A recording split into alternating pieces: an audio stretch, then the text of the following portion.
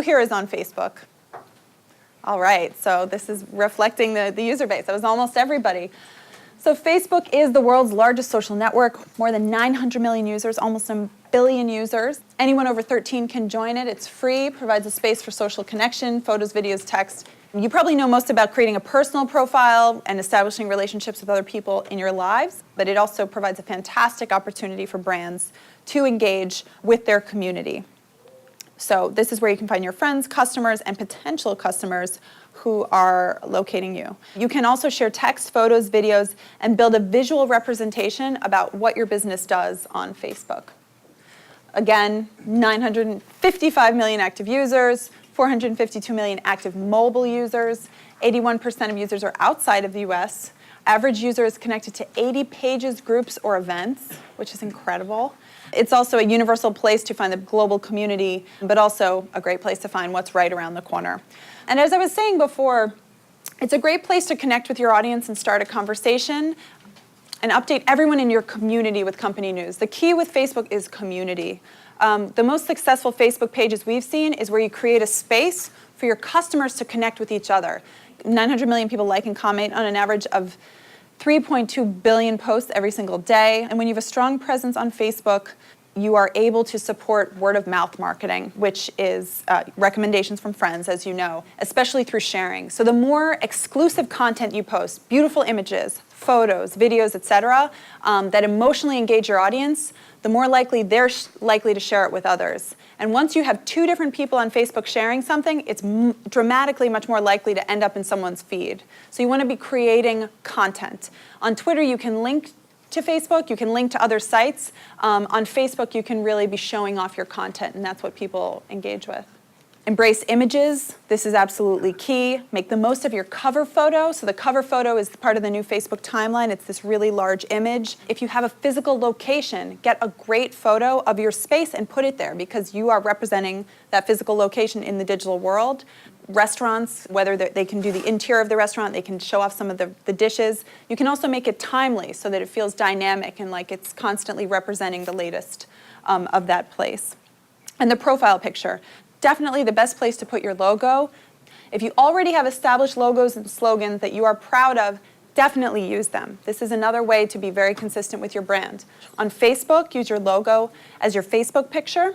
Make sure that it is not pixelated. Make sure it's the right size, high resolution, beautifully sharp. These are the kind of things that you probably look at when you go to a website. Oh, if the image doesn't look right and it's fuzzy or something, you might not think it's as professional. So make sure that that piece is absolutely as good as you can get it. Contests are really fantastic for engagement. We were talking about what's the call to action and how do you engage people. A contest creates a really clear incentive. It could be as simple as get a free meal or get $50 off your next purchase or something along those lines. Photo contests are a lot of fun. You can also ask for people to do polls, and voting are a couple of other ways to engage people by encouraging their input in a constructive way. Milestones. So milestones are a great place to tell your brand story. In many ways, Facebook is becoming a digital scrapbook, and the way that the milestones work is that they can tell the story of one's life, but you can also tell the story of a brand with a photo. And when you do indicate a milestone, it spans the full width of the page, so it's very easy to see. And people can scroll through and see, here are the achievements of this business over time.